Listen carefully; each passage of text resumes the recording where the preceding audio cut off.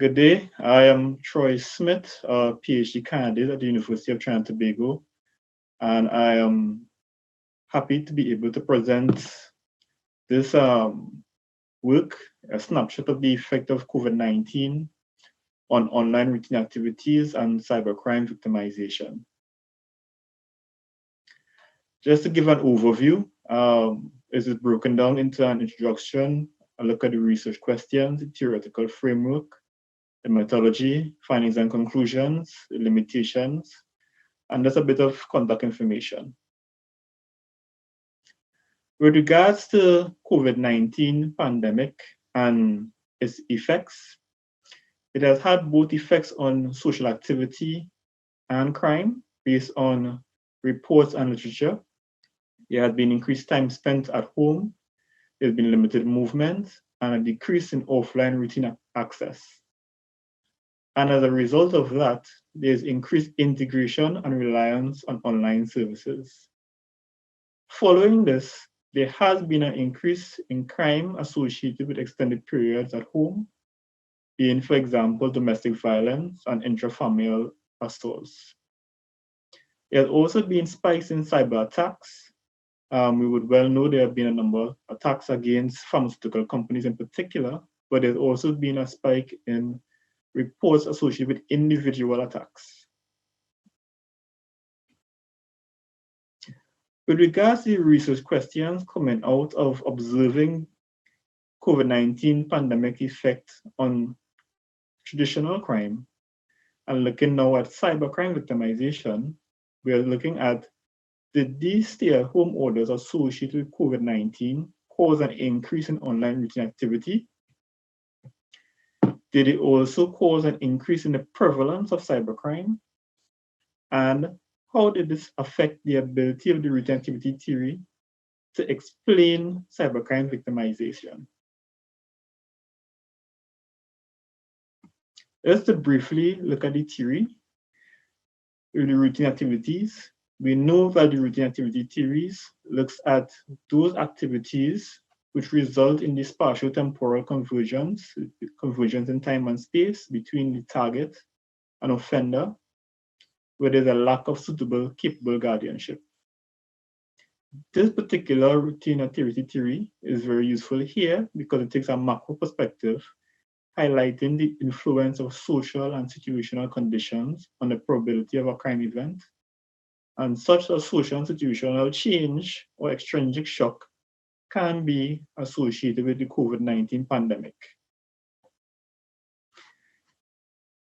In previous research looking at cybercrime, they have identified that activities that increase time spent online, especially if they're associated with risky deviant behavior or low self-control, have led to increased risk of victimization. Counter to that, cybercrime research has also identified that guardianship measures can also be protective against cybercrime victimization, such as antivirus and other types of blockers, and even measures to understand or have greater knowledge of the use of technology. Getting into the study itself,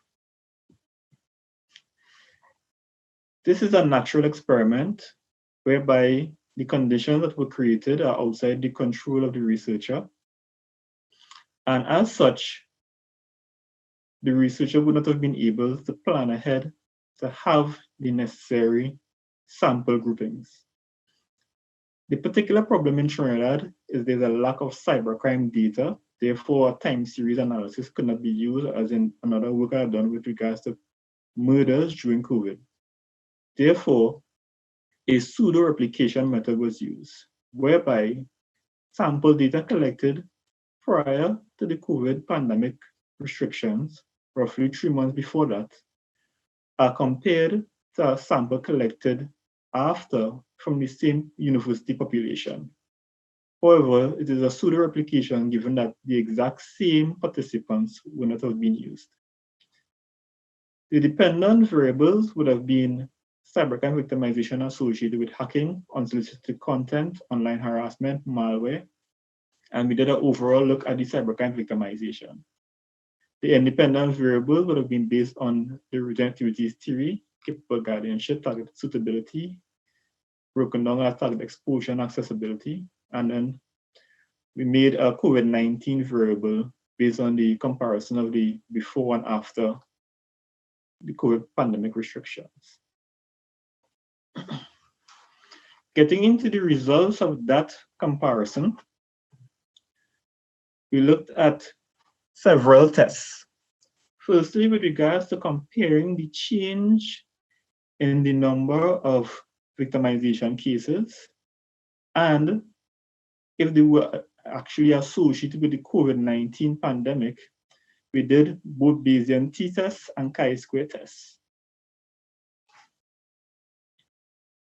However, given that it was a pseudo replication and there's the possibility of bias, we also use propensity scores matching to account for this bias and to substantiate the findings in regards to the comparison between the two samples.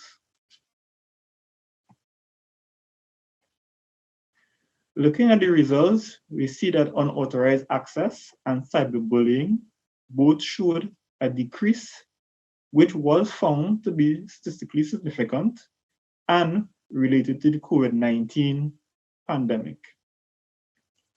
In both cases, we saw a decrease of 55% versus roughly 70% decrease. In comparison, the changes observed with malware and unsolicited content were not found to be significant or related to the COVID-19 pandemic. Just looking at the differences, we see that the two areas identified are comparable in terms of the way they are accessed by offenders, in terms of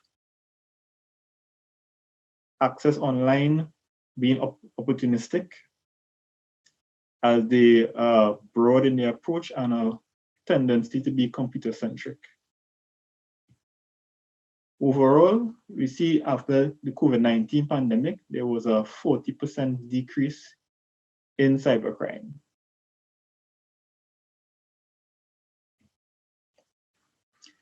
Getting further into it, looking at the classification models and comparatively seeing the pre and post-COVID results, we see posting location online and internet browsing remain consistently as predictors of victimization. However, we also saw where there's a small change in terms of watching adult content and downloading videos and music. With regards to the watching of adult content, other studies have found that post-COVID, due to the extensive time spent at home and also associated social constraints and emotional constraints, there was an increase in the use of pornographic sites associated with a loneliness and a need to ease mental frustrations and stress. In terms of guardianship, we see there was a change in terms of the predictive power of antivirus software, spam filters, pop-up blockers, and a shift to skill and level of knowledge with computers and technology. This will be something important to note as we go forward, looking at why COVID-19 may be associated with an actual decrease rather than an increase in victimization as expected, given that routine activities did increase. We also see that age and sex are no longer predictors of victimization in the post-COVID-19 sample.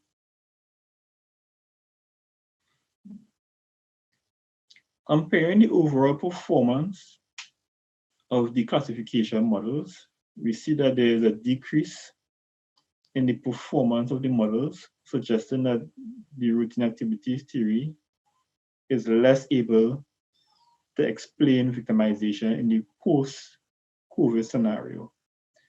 And we will see that it is logical given that there has been a substantial decrease in the number of predictive variables identified by the classification model.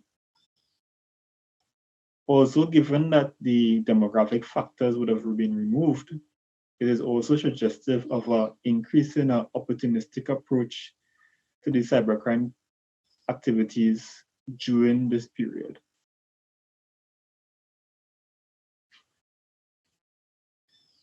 Delving further into the results, a dependency model was developed using a Bayesian methodology, assessing the probability of the various model outcomes, which found that while cybercrime victimization would have been dependent on the COVID-19 pandemic conditions, there was a relationship between the COVID-19 variable and capable guardianship, in particular pop-up blockers, use of spam filters, and use of antivirus software, which is suggestive that these factors or a change in the use of these particular resources is what led to the decrease in cybercrime victimization.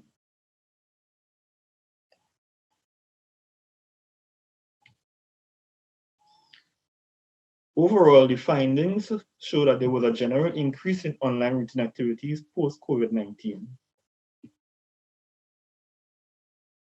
This suggests restrictions of COVID-19 led to a shift of routine activities associated with communication, entertainment, and work to the online environment, which we would know would have been expected given the trends internationally as people are forced to shift their normal routines from the offline environment to the online environment to continue their somewhat normality of their life and work. The prevalence of cybercrime changed post-COVID-19. There was a decrease in the cyber-enabled crime victimization, and there was no statistical significant change in cyber-dependent crimes, as we will be looking at the malware and the unsolicited content. In the case of unsolicited content, such as the pop-ups of pornography and so on, are similar to malware, there is in many cases no need for the direct involvement of the user. By simply being online or being on a site, these things can pop up or be sent in emails, etc., limiting the interaction with regards to the routine activities of the user and the potential for victimization versus in the cases of interpersonal, such as cyberbullying. Further, demographic factors were not found to be predictors of cybercrime post-COVID-19.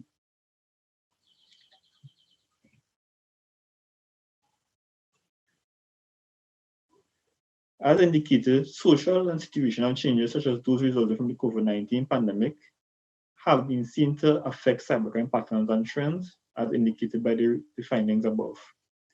However, this effect is not consistent across all cybercrimes, and the changes favored more opportunistic crimes. The literature would suggest by work by Rains and Holtz, etc., that cyberspace in itself can be intrinsically criminogenic in that by simply being online, it can be exposed to cybercrime, particularly those associated with things like malware and so on, where it is opportunistic in its approach versus interpersonal cybercrimes such as online harassment, where the offender will likely know and specifically choose a target based on particular characteristics.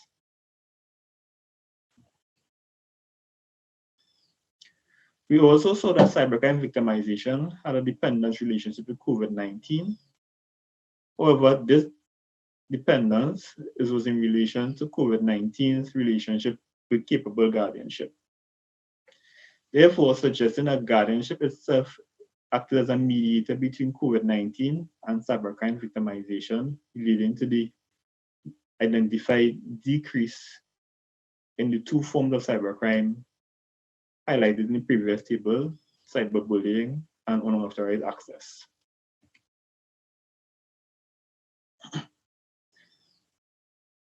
Some factors traditionally identified online routine activities remain predictors of cybercrime. specifically routine activities with increased time spent online, and risky or deviant behaviors such as watching pornography.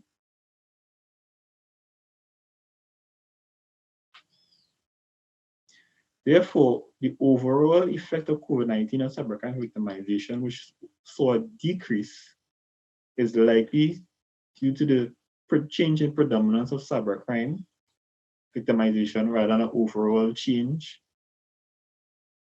or a change in user behavior.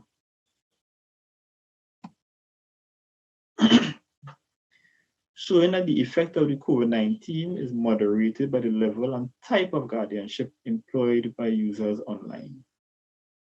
Therefore, as indicated in recent research by No et al., is that this is not simply an increase in time spent online that leads to increased victimization, but also in relation to the type of activities engaged by the user while online. And this research also identified that there is a counterbalance with the activities engaged by the user with the level of capable guardianship employed by the user, or possibly indirectly through a managerial guardianship by other persons placing antivirus or malware blockers on systems. Further, the explanatory power of the rat decreased during COVID-19. As indicated, this is associated with the shift in the cybercrimes occurring from cyber-enabled to cyber-dependent, whereby the crimes are less interpersonal and more opportunistic. The rat explains in terms of spatio-temporal convergence based on routine activities and is reliant on the user's routine activities being correlated to this convergence. However, in opportunistic crimes, is a less likelihood of the choices of the user necessarily leading them to converge with the offender, who may not even be online or in the same country as the user at the time where the user becomes victim to the malware, etc.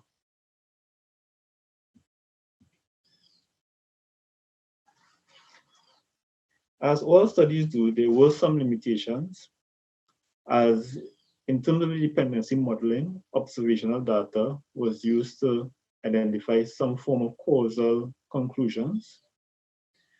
However, based on particular assumptions and the knowledge of the interaction between the guardianship, the COVID-19, and the COVID-19 restrictions, we were able to identify the possibility, yet not confirm these dependencies, which may be examined in further research.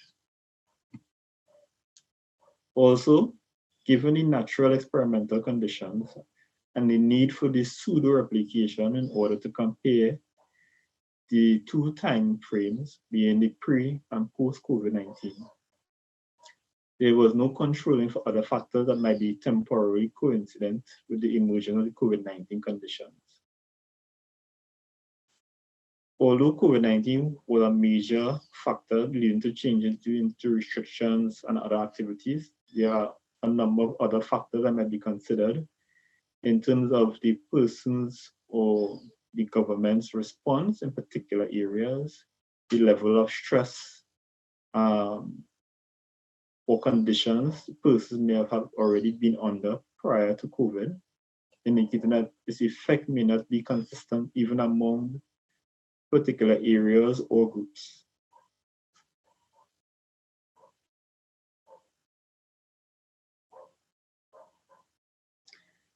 In terms of policy implications, the study demonstrates that there is a counterbalance between target exposure, accessibility, and even in the case of opportunistic crimes, that guardianship variables can be effective in decreasing the risk of victimization, such that The types of activities engaged on online are important. Knowledge and awareness of cybercrime activity is important, and the proper use of multiple guardianship methods.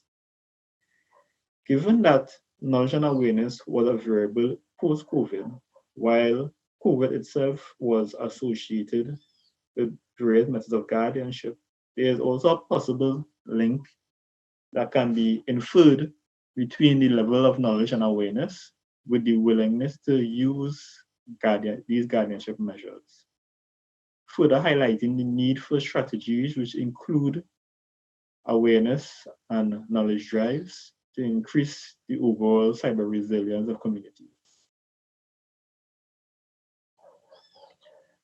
And that brings me to the end of my presentation. I hope that it was duly informative and that it may bring ideas for further research into the effects of COVID-19, and not only COVID-19, but other large-scale social changes or the effect of extrinsic shock on cybercrime victimization. Thank you.